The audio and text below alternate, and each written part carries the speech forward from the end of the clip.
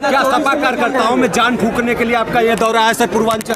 Samajwadi party का कार्यकर्ता बहुत मजबूत है जी, ना वो निराश होता है और हमारा उनसे ज़्यादा सिद्धांत मजबूत है। वो जानते हैं और उत्तर प्रदेश की जनता जानती है कि भारतीय जनता पार्टी को कोई सफाया करेगा तो वो समाजवादी पार्टी के लोग हैं। 2024 का क्या रणनीति? 24 में समाजवादी पार्टी भारतीय जनता पार्टी का मुकाबला करेगी और मैं जनता से कहूँगा कि जनता से अपील करूँगा, निवेदन करूँगा कि अपना वोट खराब न करें किसी और को दे करके। अरे हमारा कोई दरकिनार नहीं हो रहा, अगर तुम्हें आना तुम भी आ जाओ पार्टी में, कोई दरकिनार नहीं हो रहा। धन्यवाद। सहयोग लेती है। आप बताइए, बुंदेलखंड एक्सप्रेस वे सबसे बड़ी योजना प्रदेश की थी, क्या सीबीआई जांच होगी उसकी, क्या ईडी जांच होगी कि नहीं होगी? बुंदेलखंड एक्सप्रेस वे जो प्रधानमंत्री जी ने उद्घाटन किया और उद्घाटन करते ही बारिश होते ही पूरे के पूरे गड्ढे हो गए, लोगों की जान जा रही है।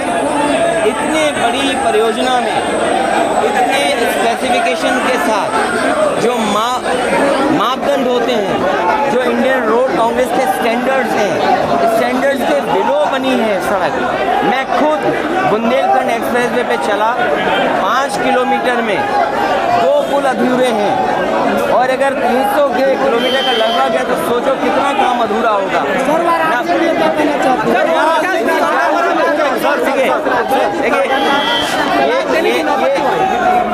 समाजवादी पार्टी और समाजवादी पार्टी के गठबंधन पर कभी भी समाजवादियों ने गठबंधन किए होंगे, नेताजी से लेकर के अभी तक कभी समाजवादी गठबंधन पे आरोप नहीं लगता था कि पैसा लेकर के टिकट दी जाती है। लेकिन जिस तरीके से ओम प्रकाश राजभर जी के साथ जब गठबंधन किया, आरोप लगा समाजवादी और गठबंधन पे कि यहाँ पर पैसे लेकर के टिकट दी जाती है। उन्हें अगर बीजेपी के साथ जाना है, बीजेपी के साथ तालमेल है और बीजेपी का काम है divide and rule. Divide and rule केवल ये नहीं है कि जातियों में बांटना, धर्म में बांटना। मैंने सदन में भी कहा था कि डिवाइड एंड रूल का मतलब ये भी है कि विपक्ष को बांट के रखें, विपक्ष के लोगों को डरा के रखें। हो सकता है कोई डर हो, बीजेपी की तरफ से कोई दबाव हो। आपने महाराष्ट्र में देखा, मध्य प्रदेश में देखा, बंगाल में आप देख रहे हैं, दिल्ली में आप देख रहे हैं, कांग्रेस की सबसे बड़ी नेता, क्या कोई कल्पना कर सकता है कि उन्हें भी ईडी बुला लेगा? जब कांग्रेस की लीडर को ईडी बुला रहा है तो ये संदेश बीजेपी दे रही है कि अगर उसके खिलाफ कोई बोलेगा तो आपको भी बुला लिया जाएगा। हो सकता है इसीलिए उत्तर प्रदेश का गठबंधन तोड़ा गया हो।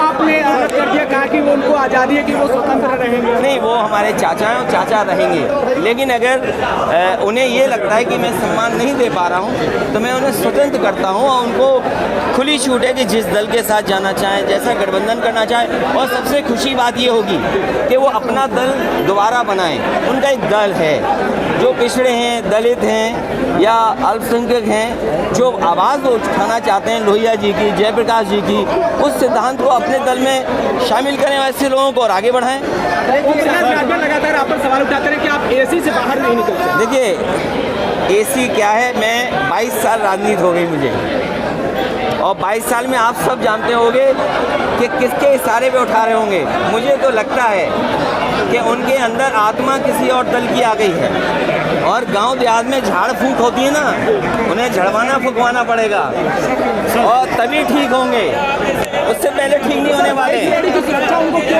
ये इसलिए मिली कि जो बीजेपी को खुश करेगा उसे सुरक्षा मिलेगी, बीजेपी को जो खुश रखेगा वो स्वतंत्र और आज़ाद घूमेगा। क्या आपके इस दौरे को जो है 2024 में लोकसभा सम्मान होना चाहिए, वो धर्म का है और धर्म में बहस नहीं होनी चाहिए, धर्म में तर्क नहीं होना चाहिए। मैं धर्म में तर्क नहीं कर सकता, जो धर्म की मान्यताएं हैं मैं उसमें तर्क नहीं दे सकता हूँ, धर्म में तर्क नहीं दिया जा सकता। सर, महंगाई के लिए आप क्या कहना चाहते हैं? महंगाई, बीजेपी को हटाओ महंगाई जाएगी, बीजेपी को हटाओ महंगाई जाएगी। और ये सबसे बड़ा सवाल ये है, आप तो बनारस के लोग हैं, भोले बाबा पे अगर दूध चढ़ाने जाएगा तो उसे भी टैक्स देना पड़ेगा।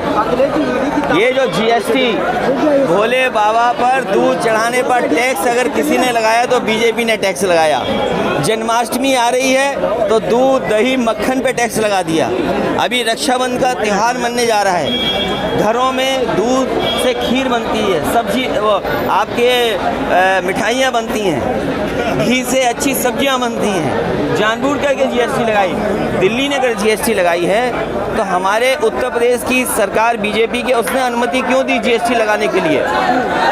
दूध दही पे जीएसटी किसी ने नहीं लगाई होगी, टैक्स कोई दूध दही पे नहीं लगा सकता।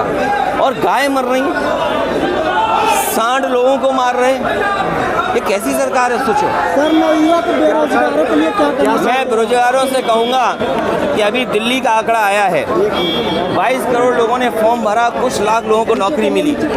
और जिस तरीके से अग्निपथ अग्निवीर योजना बनी है, हम उसके विरोध में है, खिलाफत करते हैं। यही बनारस, यही चंदौली, यही गाजीपुर, यही जौनपुर, यही आजमगढ़ और यहाँ के पूर्वांचल के और पूरे उत्तर प्रदेश के लोगों की भागीदारी हमेशा फौज में ज़्यादा रही है। हमेशा फौज की सेवा करने का उनका सपना होता है, वर्दी पहनने का सपना होता है, देश की सीमा को सुरक्षा देने का उनका सपना है। लेकिन इस सपने को तोड़ने का काम वो कर रहा है तो भारतीय जनता पार्टी के लोग। और भारतीय जनता पार्टी के लोग वो लोग हैं जो सबसे पहले भाषण में बोलते हैं भारत माता की जय, जो भारत माता की जय बोलते हैं। उनसे पूछिए अग्निवीर क्या है। अग्निपथ योजना का विरोध समाजवादी पार्टी और मैं नौजवानों से कहूँगा कि इसके खिलाफ आवाज़ उठाते रहें। सर, एक तस्वीर आपकी आई है, रुद्राभिषेक की, कह रहे हैं कि अब आपको भी जरूरत पड़ने लगी हिंदुत्व। मुझे ज़रूरत नहीं है, भाजपाइयों से मुझे ज़रूरत नहीं है। भाजपाइयों से धर्म नहीं सीखना है। भाजपाइयों का धर्म केवल इस्तेमाल करने के लिए है। भाजपाइयों का धर्म है, अगर भाजपाई धर्म वाले हैं तो बताओ दूध पे टैक्स क्यों लगाया उन्होंने? दही पे टैक्स क्यों लगाया? जो बाबा भोलेनाथ पर चढ़ेगा दूध, क्या वो टैक्स वाला दूध नहीं होगा क्या? क्यों लगाया दूध टैक्स पर? आजमगढ़ और रामपुर में आप प्रचार करने नहीं गए, ये वो हमारी पार्टी का इंटरनल फैसला है और हमें भरोसा रामपुर और आजमगढ़ पे आने वाले समय में दोनों सीटें समाजवादी पार्टी क्या सपा कार्यकर्ताओं में जान फूकने के लिए आपका ये दौरा है सर पूर्वांचल? समाजवादी पार्टी का कार्यकर्ता बहुत मजबूत है जी, ना वो निराश होता है और हमारा उनसे ज़्यादा सिद्धांत मजबूत है। वो जानते हैं और उत्तर प्रदेश की जनता जानती है कि भारतीय जनता पार्टी को कोई सफाया करेगा तो वो समाजवादी पार्टी के लोग हैं। 2024 में क्या रणनीति? 24 में समाजवादी पार्टी भारतीय जनता पार्टी का मुकाबला करेगी और मैं जनता से कहूँगा कि जनता से अपील करूँगा, निवेदन करूँगा कि अपना वोट खराब न करें किसी और को दे करके। अरे हमारा कोई दरकिनार नहीं हो रहा, अगर तुम्हें आना तुम भी आ जाओ पार्टी में, कोई दरकिनार नहीं हो रहा है। धन्यवाद।